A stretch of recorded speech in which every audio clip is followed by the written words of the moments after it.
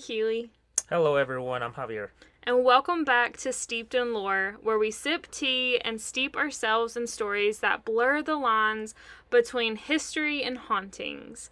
Today, we are walking the long, echoing halls of one of the most haunted and tragic locations in America, the Trans-Allegheny Lunatic Asylum in Weston, West Virginia, a place built with hope, twisted by misunderstanding, and forever haunted by the people it was meant to help. Sometimes I feel like I need to go to an asylum, to be honest with you. Well, in this episode, we are going to take you from Silver War gold heist to ice pick lobotomies. Lobotomies? What's that? We'll talk about it. From powerful spirits of the dead to shadows still crawling the upper floors. And this is going to be one of our most in-depth stories yet. And just to preface this, a couple of times throughout, you'll hear me calling this the Trans-Allegheny Lunatic Asylum because that is the actual name. I know that the term lunatic is not used anymore, that it's offensive, but that is the actual name of the place. And I'll just describe the patients as patients. So I'm assuming this place is really old, like hundreds of years. Yes. Oh. Yeah over 100. It's definitely haunted. Yeah, so today I actually have this tea. I don't know the company that it's from. One of my friends from Michigan actually sent this to me a couple months back. It's called Ground Yourself, and it has hibiscus flowers, calendula petals, orange peels, and lemongrass. So it's caffeine free. It's actually pretty good. Yeah, I also added honey to it. Probably too much honey for Javier's tastings. I haven't tried it yet because it was really, really hot. Let me take a sip real quick. Yeah. Go ahead and sip that. It's really sweet, ain't it? It is like a strong honey flavor. I probably wouldn't put as much next time. Then you put the whole jar of honey in it. I put the rest of the jar, yeah. But there was only like this much left. Like there wasn't much. But it actually isn't bad. But a lot of the teas that I have been drinking recently have hibiscus in it, which is not a bad thing because I love hibiscus. But, all right. Are you ready? Yep. Okay. Get comfortable, sip something warm, and let's begin. Because this is truly wild. This is probably going to be our longest episode yet. And just trigger warning, there will be talk of murder and awful stuff happening. So Javier has no idea what's happening in this because I keep it a secret so that he truly is surprised. So he knows absolutely none of these details. All right, so the Trans-Allegheny Lunatic Asylum sits on 666 acres of West Virginian soil. What? Yes, 666 acres. What a coincidence. I heard this and I also Googled it. They both say 666. So obviously that number is, a little eerie coincidence, and some people consider it a warning. It just basically saying that this place was asking for trouble to begin with. And it's actually located in a small town called Weston. And the asylum actually began to be constructed in 1858. That's a long time. Yeah. And this was originally meant to be a beautiful sanctuary for people with mental health disorders, with mental illnesses, to go and truly be cured and returned to civilization. But as you will find out, that is not at all what happened. But when it was completed, this building stood as the second largest hand-cut stone masonry building in the world. And it is the biggest building that's, hand-cut stone in North America. The only place in the world that's bigger, meaning hand-cut stones, meaning it was actually like hand-cut, all of the pieces of it. The only building that's bigger than this is the Kremlin in Moscow. Moscow? Yeah. So how many stories is this asylum? It's only 4 floors. 4 floors? But it spans from one side to the other. It's 1,300 feet long. Does it have a Starbucks in it? Absolutely not. It's literally just like an abandoned building, pretty Oh much. man. I Like like they to visit haven't. one day, but I don't know if I'll. Yeah, no, we're gonna go one day. I don't want to come back with something. I don't want to You bring might. something that's So not fun. obviously Javier hasn't like seen any of the videos and things that I was watching. So after this, we are going to watch the Ghost Hunters episode together, Ooh. just because I know the visuals make it even more creepy. But originally, this asylum was meant to be a beacon of modern psychiatric care that was actually built under the philosophy that fresh air and open space and beauty could restore the mind. So that's why it was built long, so that natural sunlight could come in all the windows. They wanted to have lots of fresh air for their Mm-hmm. patients because at the time and prior to this, people who had mental health disorders, it just like wasn't understood. Nobody knew what it was, and many Americans believe that mental illness actually stemmed from demonic possession or witchcraft or just people being quote unquote unethical, meaning like going against societal norms, going against religion because religion was huge at the time.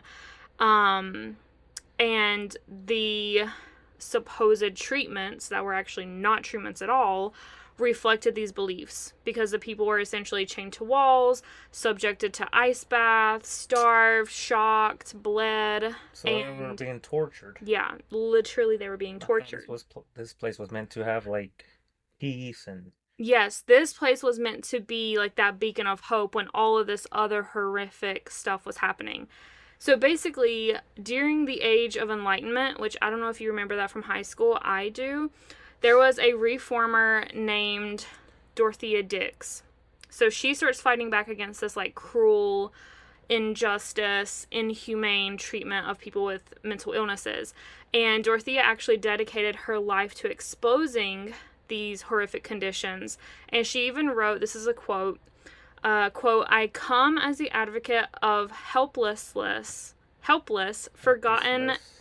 I don't know how to say the word either. I come as an advocate of helpless, forgotten, insane men and women, of beings sunk to a condition from which the unconcerned world would start with real horror. So basically saying if people knew how these people were actually treated, they would, like, it wouldn't be okay with people. They would be horrified. And she actually made that her lifelong mission, and she traveled the world helping reform asylums and facilities. And there was a man, I believe he was from Pennsylvania, named Thomas Kirkbride. Mm-hmm. So he wanted to be a physician. And after he finished his first set of college, he worked at an intern at this mental hospital. And from there, he saw Dorothea Dix new ideas of like treating these patients with more humane ways. And so as he became a physician, he came up with this revolutionary at the time blueprint for asylums. Mm-hmm. And it was called the Kirkbride Plan. And this is how this asylum was built, the Trans-Allegheny Asylum. So it emphasized the humane treatment and architectural beauty, meaning the building was built beautifully, with long staggering wings, allowing every single room to catch sunlight and fresh air so that patients would heal not with just medicine, but also with nature. So was this built around the Civil War? Or a Yeah, little it bit? started just before the Civil War Oh, it was and before the Civil War. finished afterwards.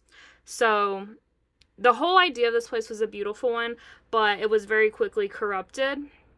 And just like we were saying, before construction could even finish, the Civil War broke out and shattered everything. Oh, it's because the Civil War Yes, ruined the so, place? well, it didn't ruin it. We're going to talk about it. Okay. So they start building this in the 1850s, and June 30th, 1861, it's still being built. It's not completed yet. And the sleepy town of Weston awoke the morning of June 30th, 1861, to the clatter of boots and the sharp commands of Union soldiers. So we got the Union and the Confederates. At this time, this was still in the state of Virginia. West Virginia hadn't become a separate state. So, June 30th, the 7th Ohio Infantry, which was led by Colonel Aristus, I think is how you say it, Tyler. He had arrived to Weston with the mission to seize the $30,000 in gold locked in the Weston Bank, which was at the bank for the asylum's construction. So there was gold there, huh? Yeah, so they had gold in the bank to pay for the asylum to be built. Oh, so that's how they built it? Yes. With gold? Yes, Virginia, the state of Virginia, the State Bank of Virginia gave the money to build it. And so Colonel Tyler had a personal connection to Weston because before the war, he sold furs in town and knew the people of this area, were friends with people in this area. And so he knew that this was being built and he knew where the gold was being kept. And so his soldiers confronted Robert McClandish, who was the banker that lived on the second story floor of the bank. And Mr. McClandish, the banker, he fiercely resisted. But at the end of the day, it's like 5 o'clock in the morning. You get woken up to the sound of soldiers knocking on your door. They're holding guns in your face. You really don't have an option. So eventually the banker relented and the troops ended up taking $27,000 in gold coins, which would be like close to $500,000 today. And they did leave behind over $2,000 because according to the bank records, that money was supposed to be paid to like the people who were actually building it, like the laborers. So they took most of the money, but they did leave some for the bank to pay their debts. So that was a lot of money back then? Yes, that was a lot of money. A lot of money back then. So they only left them with 2,000? Yeah, which was basically already owed to people building the place.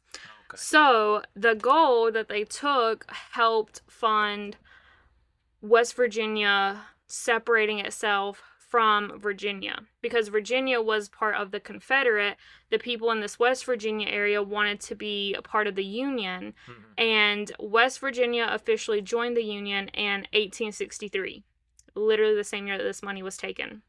And so after they come in, they take the money, they basically take over the unfinished asylum, and it became Camp Tyler. So it was a makeshift military post.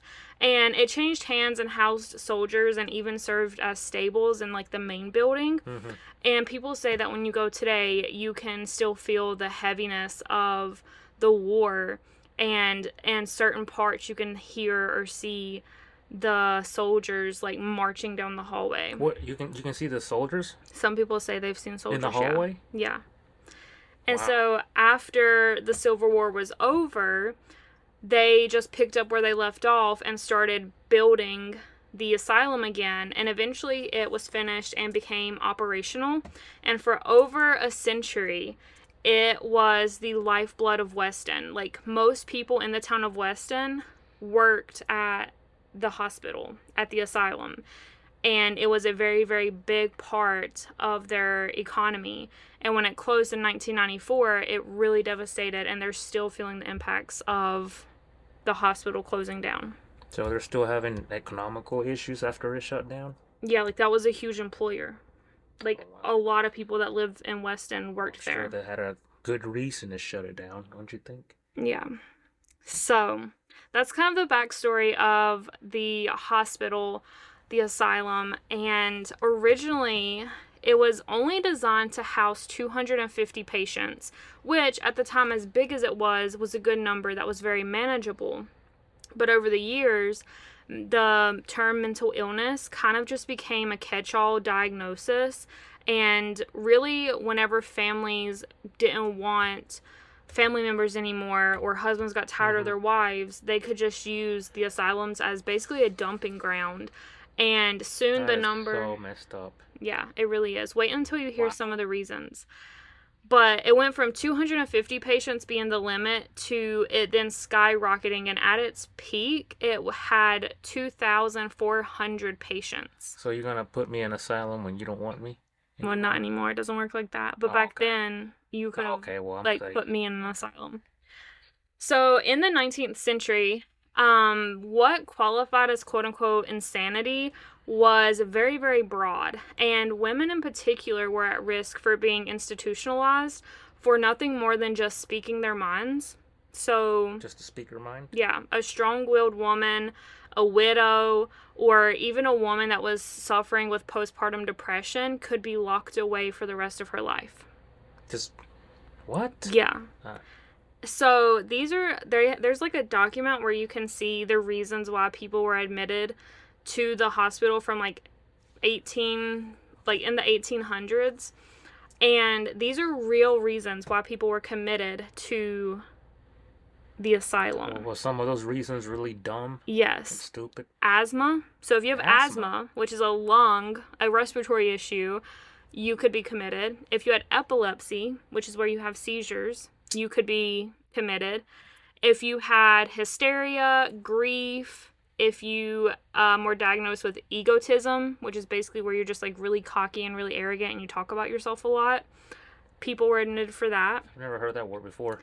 Yeah, people were admitted for being kicked by a horse, by ill treatment by husband. Basically, like their husband was a piece of shit, and they got admitted to the psych ward because of that. Oh, the husband? Yeah, Got admitted? the asylum. Yeah. Okay.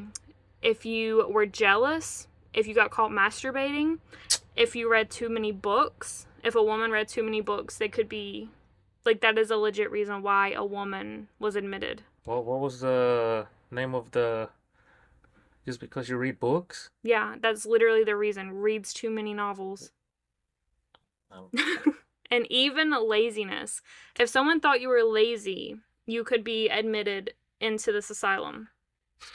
And it's not just women, like it's like anyone, even people who were convicted of very violent crimes are living in this same facility as women who are battling with postpartum depression. Or for reading too many novels, or for standing up to their husband. Like, that's insane to me. So you pretty much went there because of just... Basically, if someone didn't want you and didn't want you to be their problem, they would send you to an asylum. What if somebody didn't like you? They just... Yeah, they would send you to an asylum. Yeah. So, the promise of healing gave way to overcrowding and institutional rot. And what was once meant to be a refuge for the suffering really just became a cage for the unwanted. And with thousands packed into a space meant for a few hundred, staff very quickly became overwhelmed. And when you have a staff who is overwhelmed and underpaid, especially when budget cuts start happening, the care of the patients really starts to decline because there's just too many patients and not enough workers. Oh, so they were going through some economical issues? Yeah, the government would cut funding periodically to, that's how these a lot of the times are funded is through government funding. That's messed up. Yeah. And the treatments that followed just became worse and worse, even to people literally being locked in cages in hallways, left in their own like fecal matter and just being completely neglected. Why were they unsupervised? Like, yeah, the nurses, if you got like one nurse to 100 patients, it's impossible to be able to, and I don't know what the exact ratio was, but I mean, there's no way you can keep up. So people would just die? Yeah, and a lot of times, well, they would die by neglect, they would die by abuse. There were experimental treatments and like very inhumane treatments that would actually were considered quote-unquote treatments, but really ended up killing people. So let's talk about some of those. These are what happened to real-life people, real-life patients. First of all, the lobotomies. Lobotomies are, like, I was looking at pictures of, this asylum, and if you go to the pictures, they have pictures of someone being, like, having a lobotomy performed on them. So if you don't know what a lobotomy is, basically they bring the patient in, they strap them down to like a bed, like a surgical bed, and there's a very sharp needle-like instrument, like an ice pick, and they put it right here, like above your eyeball, like in your eye socket. For what reason? So they stick this needle right here, and they basically like hammer it into your eye socket to where it comes in and it hits your prefrontal cortex in your brain. And then they twist the instrument, the needle, yeah. And the reason they do this is because supposedly it's supposed to like scramble your brain's wires, and it can cure depression, anxiety, schizophrenia, and even homosexuality, supposedly. Who came up with that stuff? Well, we could go down a whole rabbit hole in this man alone, but there was a man named Dr. Walter Freeman, and he was a neuroscientist, I believe, neurologist, which is basically someone who like studies the brain, and he wanted to be famous. So he comes up with this lobotomy, brings the lobotomy, I think he actually sees it somewhere overseas, brings it to America and just starts like going crazy about it, and he ends up doing over 3,000 lobotomies. 3,000? Over 3,000 lobotomies. And his youngest patient that he would do this on, where they're sticking a needle above your eye into your brain to hit your prefrontal cortex, the youngest patient he did this on was a 4-year-old. 4. What was a 4-year-old doing at an asylum? I don't know. This is really dark. Yeah. But the whole thought behind this is that when it hits your prefrontal cortex, that's basically where like your entire personality is. Like your emotions, the things that make you you. So by injuring that part of your brain, it almost makes a person like a zombie. Like they can still go wash dishes and wash clothes and tend to farms and do the things they need to do, but they're just basically like a robot. Like they're just emotionless. I'm just wondering what a 4-year-old's doing there. Yeah. Why? Probably because the 4-year-old had temper tantrums and the parents were like, I can't handle this. Let's go get him a lobotomy. Yeah. It's insane. That's sickening. So yeah, there were lobotomies, and then there was also electroshock therapy. So basically this is where like they put something in your mouth to like bite down on, and they put these 2 like pads on your temples, and they like electrocute you basically. I think I've seen that in movies. Yeah. And they do that without anesthesia. And patients would obviously start seizing to the point where some of them even broke bones or shattered their teeth during treatments. What was the purpose of that treatment? It was supposed to be able to cure all of these ailments. Cure or kill? It was supposed to be a cure, but a lot of these ended up with people dying. We're not even to like, I mean, the lobotomy... So this is nothing? The lobotomy is insane, but some of these other things are like, oof. This is just the tip of the iceberg? So another thing they would do is hydrotherapy, which, I don't know, to me that's like, okay, we're going to Planet Fitness laying on the hydro bed. But what it actually was is a lot of times they would put patients in straitjackets and then put them in these tubs with ice, like freezing cold water. And then they would put straps over the top so the people could not get out. They're in this water restrained by life jackets, and the thought here is that the shock of the cold water would like reset their brain. And there's actually pictures of this on Google too that I saw. Was her head submerged in the water too, or just no? Just their head is above water. Okay. Because they would be left in there sometimes for hours. Like I bet you some of them died. I mean, it would be very possible if they got hypothermia if they were in there long enough.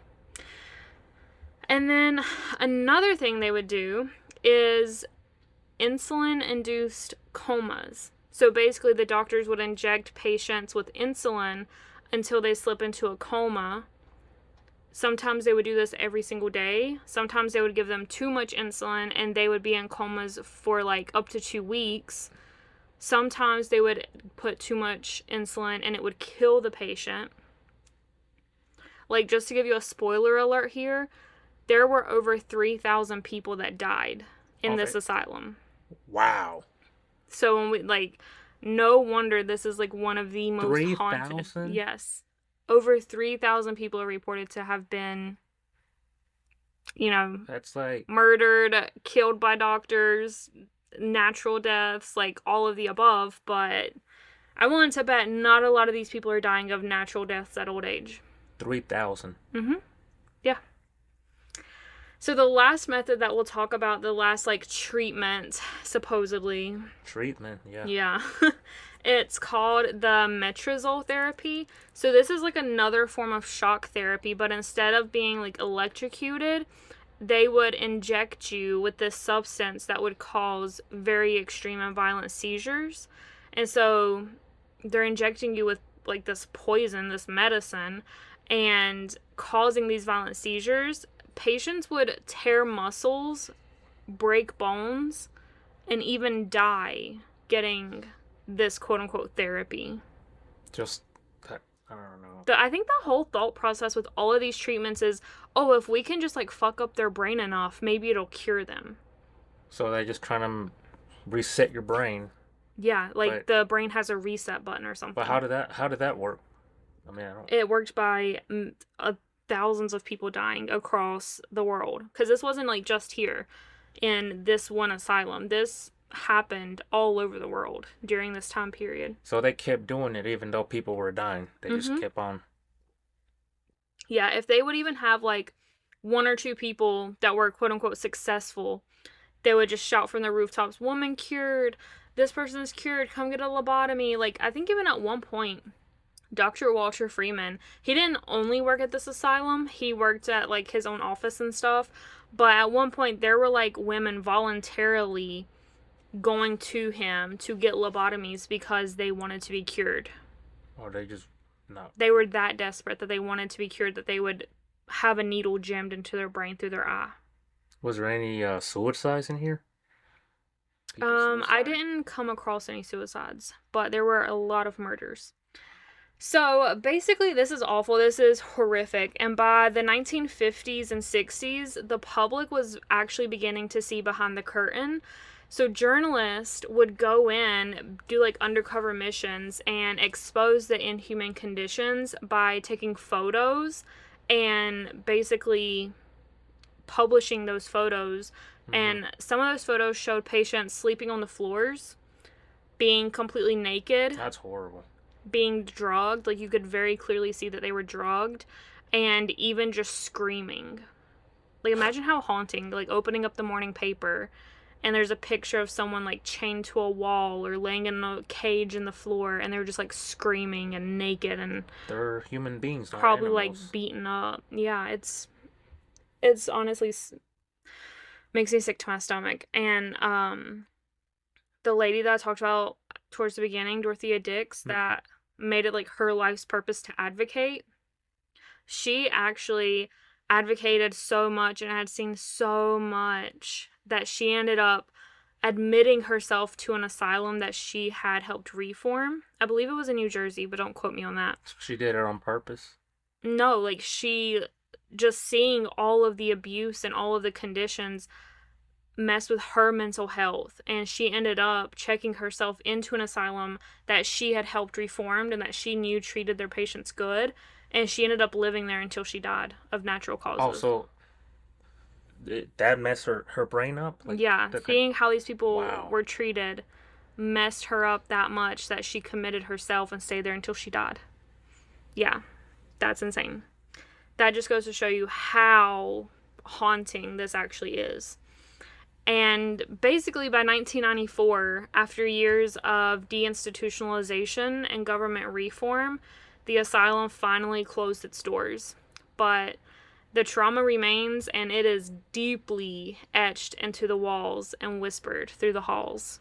So now this place is privately owned, and obviously this is considered one of the most haunted places in the country. Probably the world. Yeah, I would say so. So, like I said earlier, Ghost Hunters has been there. There's YouTubers. They're pretty big. Their names is Sam and Colby. They went there. People from all over the world go and visit this place. So you can do day tours where it's like daylight out. You can do tours on the paranormal or history or both. But you can also, if you're feeling brave, you can do a night tour.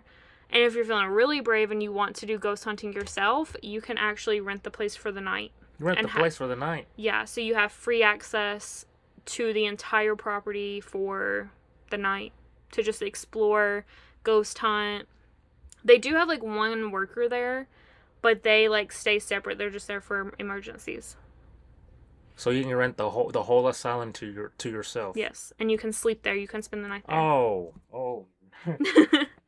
So let's get into the actual hauntings, because this is where it gets really, really, really tragic, because you start hearing some of the details of individuals that lived and died here. But we'll start with the Civil War soldiers. So like I said earlier, some visitors claim to see them marching down the hall, still wearing their uniforms, and some are even mumbling or calling out names of dead comrades that like died in battle. Wow. But you see them inside the asylum, or you can see them on the outside? Yeah, because there's actually, like, in the Civil War, after the Civil War, there was still a whole hall called the Civil War Hall, where basically, like, all of the veterans that were in the asylum stayed in that one wing together. Oh, they used to stay there inside the asylum? Yeah, so, like, if the war, like, really caused some what we know now as, like, PTSD, or if they had, like, been, injured and didn't have anywhere to go, they would just stay in the asylum. So how did they die? Like, did they get shot inside, or? No, I don't think they got shot inside. It's after the war was over. Oh, okay. Some of them still remained there. Oh, okay. So there was an actual Civil War wing, though. And there was a female patient that was living in the Civil War wing. Her name is Ruth. And some people still see her today. And this one's so funny because she was known in her life to hate men.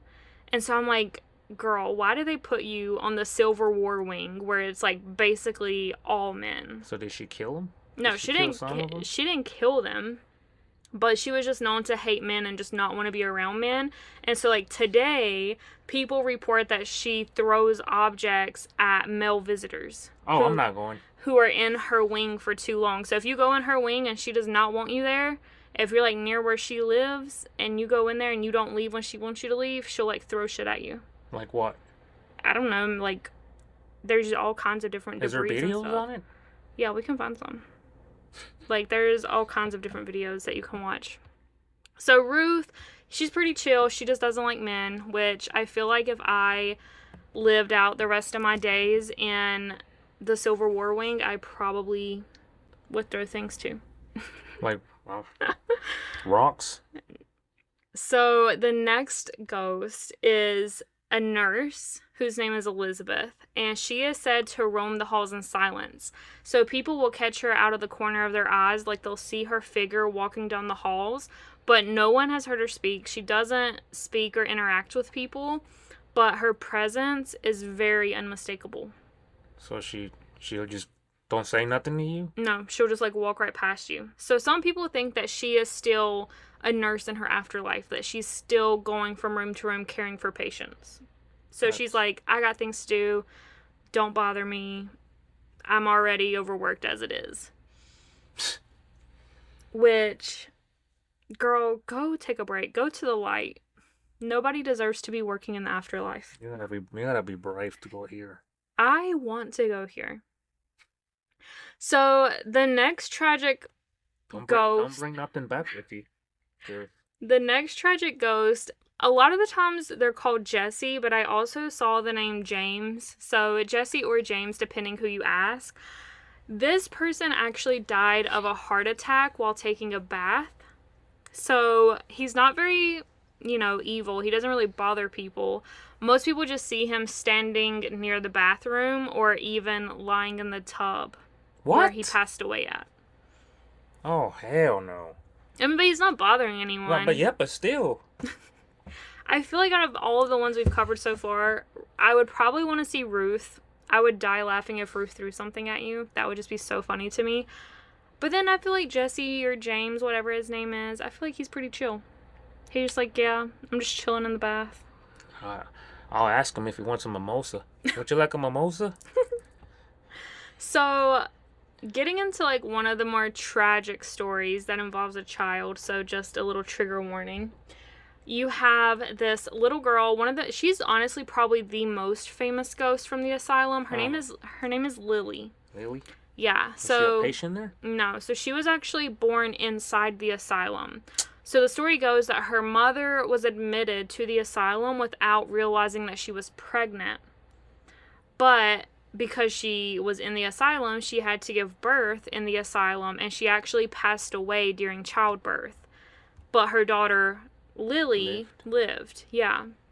And so, not knowing what to do with Lily, because obviously there isn't really a father, the mother is dead, Lily was raised inside the asylum and cared for by the nurses. So her Just the mom, nurses? yeah, her mom passed away. She's living in an overcrowded asylum with violent criminals, and she's just living her life in the asylum. And she never had the chance to really experience life because unfortunately she died of pneumonia at just 9 years old. So for her entire 9 years of life, she never got to leave the grounds of the asylum. So oh man. Yeah, she contracted pneumonia and passed away at 9 years old. So she was living her life in an asylum. Yep. With people naked, caged, chained. Like, I just really hope that they had her, like, sectioned off. Like, hey, you never go up to the second, third, fourth floor.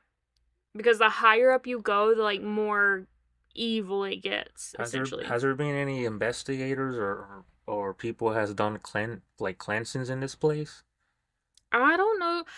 I don't know if there would be people to do cleansings just Priest or because. something? Yeah, but this is like a business now. Well, So yeah. you don't want to go in and cleanse it because then all the ghosts go away and it's not a No, moneymaker anymore. I mean, from a perspective of the business. but who's to say people go visit there and they don't bring back something with them? I mean, I'm sure they could. That's why you gotta very clearly state, thanks for interacting with me tonight, but you are not allowed to follow me. You are not welcome. Are they gonna listen? Yeah, most of them do. So, back to Lily. Her room, like where she lived, even to this day is filled with dolls, music boxes, stuffed animals, because guests and the gods that work there will actually bring toys and presents for her. Yeah. You said dolls? Yeah. Like just baby dolls. They'll bring toys for her to play with. And some visitors have heard her running around giggling. They've seen a little girl with dark hair wearing a white dress.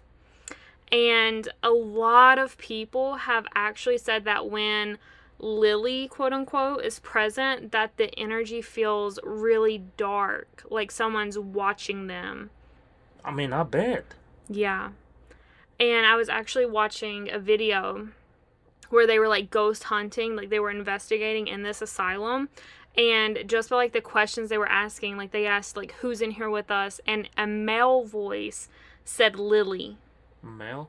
A male voice. So some people think that Lily isn't actually the little girl, that it could be a darker energy, like a shadow person impersonating the little girl to draw people in. Well, I mean, who's to say that this place might have like, you know, poltergeist activity? Maybe, Yeah. maybe some Like it really, demons. I cannot wait for you to like watch the Ghost Hunter episode because you're like they catch something on camera and it's so creepy. Wow. Yeah, but Lily is not the only child that is running around the asylum in the afterlife. There's another famous ghost named Dean, and his story is just as tragic, if not more tragic, than Lily's. So, Dean was just 14 years old when he was admitted to the asylum, and he was described as a fun boy who loved playing games. Everyone liked him. He was just super easygoing and really easy to like. Okay? Now, with that being said, the reason he was admitted is because his family claimed that they caught him killing farm animals. That's why? Yeah.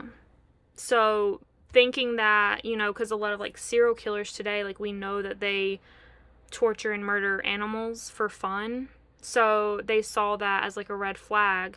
And believing that he would be treated at this new, like, supposed to be beautiful healing center, they took him and had him admitted. But unfortunately, he was put in the room at the end of the hall on floor 3, Mm-hmm. where they housed some of the most violent criminals in the facility. So they take this 14-year-old boy and put him in a room with 2 of the most violent criminals in the whole facility. So just because he killed animals, they thought he was violent? Yeah, they considered him equal to like a 30 and 40-year-old serial killer, essentially. And so when you look at pictures of this place, I'm not sure if it was this exact room, but in some of the rooms there were like 4 rows of beds. So basically you had like 2 rows of beds on each side, and then in the middle there was a walkway. And the rows on the outside are like the footboard is meeting the headboard. So there's like 4 rows of beds and 1 little walkway. So you have like no privacy. You literally go in there, lay in your bed, and that's all the room you have. Okay? Now, with that in mind, 2 of Dean's roommates were called Big Jim and David Mason. And this is where it gets really, really rough. So, like, very big trigger warning. If you don't want to hear anything about a child, skip forward. I will not blame you.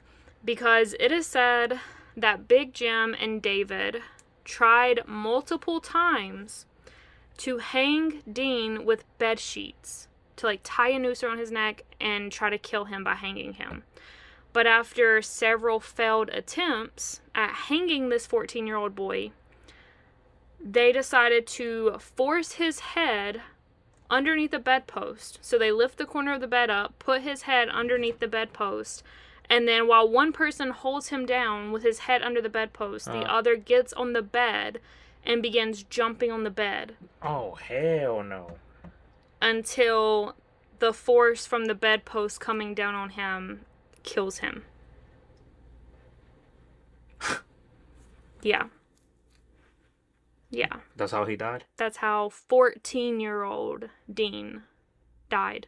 In this asylum. Like, this is a true story. This really, like, legit happened.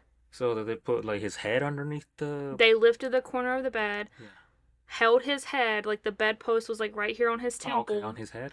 On his head. Wow. And then the other got on the bed and jumped until he died. I'm just getting creeped out while listening to this. Yeah. And what's even more, like, obviously that is tragic, that is horrific and so sick. Big Jim and David are absolutely monsters.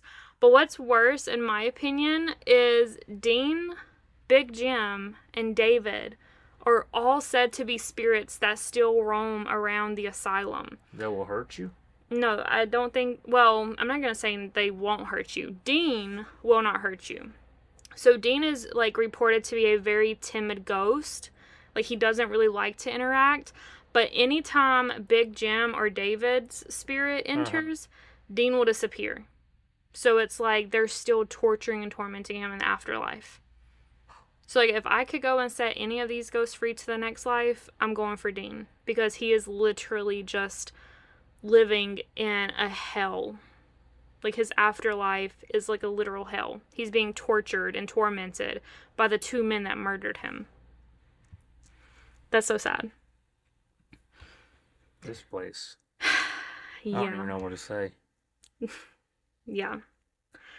But that's not all that happened, because continuing with this theme of murder is a person named Slewfoot. Now, this is a spirit that goes by Slewfoot. Slewfoot? No one knows what the actual person's name was, but it's believed that Slewfoot is a serial killer in the asylum who preyed on other patients in an upstairs bathroom. So he reportedly would torture and murder patients at the asylum in the upstairs bathroom. And some people say that when you go in there, you can feel him in the bathroom watching you and waiting. Like, it's like this very, like, heavy, eerie, like... So he will stalk you. Like, he's gonna watch you. Like, I mean, he clearly had a blast killing people. So I'm sure in the afterlife, he's just, like... Not that anybody has been reportedly murdered by a spirit, but... So he killed people while the asylum was yeah, he was operating? A patient there. He was a patient? Yeah, people believe he was a patient that murdered other patients. in the bathroom. Like, could you just imagine being a nurse at this place and you just like are there on like a typical Tuesday and you walk into the bathroom and discover like the fourth dead body of the month? Was there not such thing as security or Apparently not. guards or? Apparently not. The amount of people that are killed in this place, it is insane. It's honestly shocking that they were open for 130 years. Yeah, I was gonna mention that earlier. And honestly, there's no way that this place could not be haunted. I So, don't think haunted is a word. yeah, it's it's a hot spot for sure. So in the 1970s, this was actually also a place where intoxicated teenagers would be put to like detox and like basically like sober up essentially, along with still housing criminals like grown men. Okay, so in the 1970s, it's reported that two men were in a bathroom when one of the men made a sexual pass on the other man. Okay? Mm-hmm. So the man who the pass was made at was disgusted and left and went and retrieved a butter knife. Came back to the bathroom and repeatedly stabbed the guy that made the pass at him. And then left him for dead in the bathroom floor. But the victim was somehow able to crawl out of the bathroom and into the hallway, so he was going to try to find a nurse's station to get medical help, but unfortunately he succumbed to his wounds and bled out before the staff found him. And what's creepy is in the episode of the Ghost Hunters, there is a figure crawling across one of the floors. I gotta see that. Is it this man? Maybe. But there's also another possibility of what it could be, which we'll talk about in a second. It can be numerous things. You don't know what's in there. Yeah. So far it's been patients murdering patients, but there was actually another murder where a nurse who worked at the asylum went missing. So no one knew what happened to her. 1 minute she was working, the next she vanished. No one saw her leave, no one knew where she went, and she just disappeared for 2 whole months. 2 months? 2 months. And then one day, the nurse's body was found at the bottom of a stairwell, decomposing. A stairwell? Yeah, like at the bottom of a staircase. Apparently the staircase like wasn't in use. But so somebody threw her down the stairs? Yeah, so it's people theorize that she was murdered by one of the patients. But my thing is 2 months. I don't know if you've ever smelled like a dead animal, but like within a day, there is a very putrid smell. And she was decomposing at the bottom of a stairwell for 2 months. Did they say what the cause of death was? No. I couldn't never find any cause of death. But everybody thinks that this nurse was murdered by a patient. So, obviously, lots and lots of spirits. And these are the ones that I'm covering are just like the most widely reported ones. Oh, so there's thousands of more. I mean, who knows? Who knows? And like, obviously, not every ghost encounter, they're not gonna say like, hey, I'm Big Jim. You know what I mean? Like, some of them are just like telling them to leave, to get out, to go. So who knows how many there are. But honestly, some of the most feared entities in this asylum are what people call the shadow people. The shadow people? Yeah, so like you'll see their shadows walking down the hall, but like no one's actually walking. Or you'll see them like peek their head outside of the door or around the hall, the corner of the hall, when no one is down there. And they can move very, very quickly. So some say that when the shadow people are in your presence, that you'll feel your energy like literally drain. Like you'll just become really tired. Yeah. Yeah, some people even have reported feeling nauseous, having headaches, and some have even fainted by just like seeing or being around these shadow people. So if you go in this place, you gotta sign like a waiver or something? I would definitely say so, yes. What kind of things you gotta take with you? I mean, most people just take cameras and ghost boxes and like protection-wise. I mean, you better take your crystal. Yeah. This is insane. Yeah. And like I said, the shadow crawling across the floor in the ghost hunters, Uh huh. like, could it be the man who was stabbed in the bathroom? Yes. But some people also believe that that's what they call the creeper. The creeper. Yeah, that's this thing's name. So it's not necessarily a ghost, but it's something darker. And according to the lore, the creeper can crawl not only on the floors, but can crawl up the walls and can crawl on the ceilings. Wow. Yeah. And one night, so they do like the night tours, right? Mm-hmm. And they have guides that like basically go take you on this tour.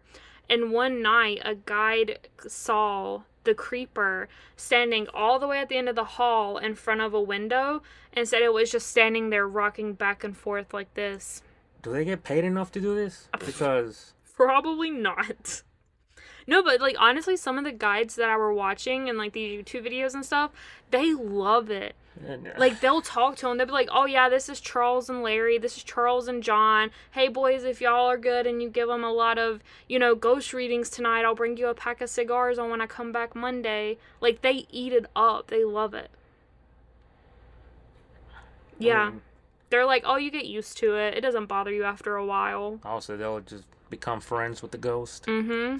And so a lot of the guides have their own stories and encounters, obviously, because they're there so much. And other than, the creepy one rocking back and forth, there was a time where just the guides were exploring by themselves in the dark, just with their flashlights. Uh-huh. And one of the women felt something. She said, like, her cheek just started burning, like someone had bit her cheek. And they turn their flashlights on her cheek. And as they're shining their light, they see this scratch mark just appear straight down her cheek. What? Like they watch as the claw mark appears. No, that's demonic right there. And there's a photo of the girl's face scratched. So it might have been the crawler creature, or what do you call it? The creeper might have been the creeper. I mean, I don't know. Yeah. Yeah. And some guides even report seeing doppelgangers of their coworkers. Like they'll see one of their coworkers in the building, Uh-huh. but that person's not there. They're off. It's their day off. Yeah. Some of them have even heard like their supervisor talking. Like they'll hear their supervisor yell for them, and they'll like go to talk back and not hear it again, and they'll go find their supervisor and be like, "Hey, what did you need? Like you never responded." And he's like, "I never came up there." What do you think? What do you think that is? I mean, it could be a mimic. It could be one of the shadow people. It could be one of the spirits just playing pranks. Like, that's the thing. You don't know. Must be fun to be a spirit to get to prank people. Yeah, I mean, yeah. That's one way to look I'm at gonna it. prank you when I'm gone. Please don't. Please don't.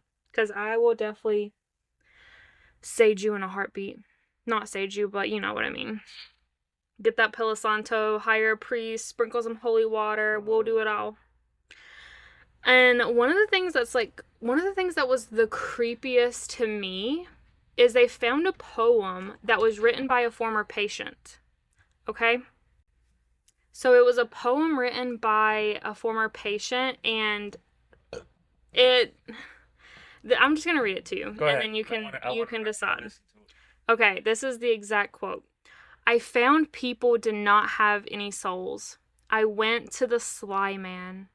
He bought me coffee and told me of synchronicity.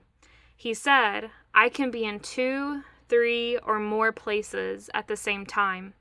He also said if it is proof of 1 or 2 things, that he would be back." Huh? Yeah. So this is another spirit? This is Sly someone Man? called the Sly Man. What's Sly Man? No one really knows. No one knows who or what the Sly Man is, but a lot of people speculate him to be a shadow person because a lot of people think that shadow people can appear in multiple places at one time. So in this poem, it says that the Sly Man said he could be in 2, 3, or more places at the same time. Yeah.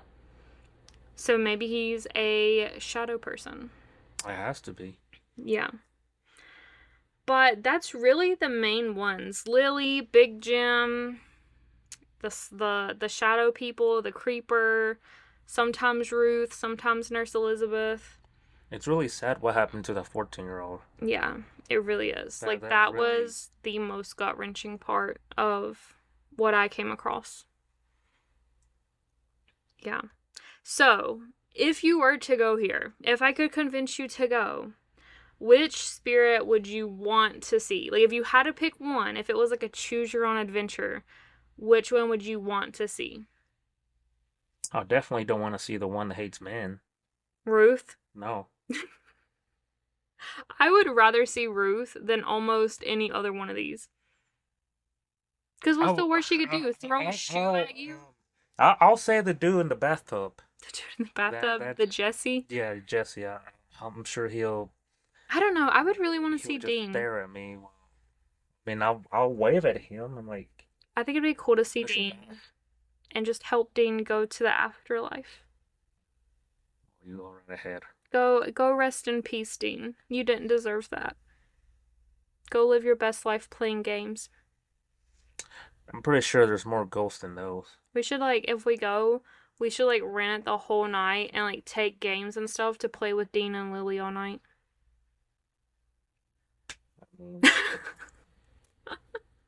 He's like, no, I am not here for that. That sounds like a horrible idea. You're gonna have to drug me or something. Take me there.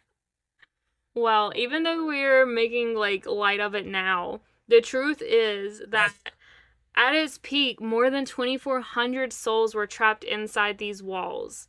Like, over 3,000 people perished here. Now, is there a possibility that spirits can get attached to you? Yeah, there's actually been cases, like, when people go see, like, old battlegrounds and stuff, they'll come back and start having... interactions with you? Yeah, like, once you go to a haunted place, sometimes spirits will come home with you and they will start experiencing. What will be your reason that they'll get attached to you? Just... I mean, maybe you just interact with them and maybe they just want your energy. Maybe they're ready for a change of scenery. I don't know. I guess whenever they want to. But to be... That's why you have to make it very clear that they are not welcome to follow you. They have to stay where they are. Yeah, I'm gonna hold a big sign. Do not follow me. You have to speak it. What if they can't read? Well, I mean, I'm still gonna take a sign. Do not follow me. So, that is the tragic story and folklore of the Trans-Allegheny Lunatic Asylum. So, if you ever visit Weston, bring some respect. Don't disturb the ghost. Yeah, don't. Speak softly. And maybe you want to bring a toy for Lily or a game for Dean just to, help their day a little better. Oh, take your husband to that ghost that don't to like Ruth. men. Yeah. So she can throw the chancleta at you. She ain't gonna throw no chancleta on me. Anyway, thank you for steeping with us today, and don't forget to follow us on Instagram, TikTok, and YouTube. And wherever you're listening to this, make sure that you hit that follow, that subscribe button.